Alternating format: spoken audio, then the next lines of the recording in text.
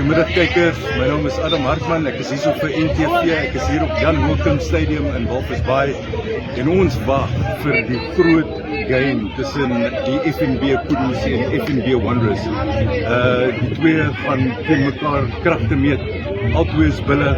Een is albei is nommer 1 en nommer 2 op die Premier League ranglys en nadat ons met die kapteine gepraat het, albei gesê hulle sien uit na 'n gebalanseerde game voor en agter.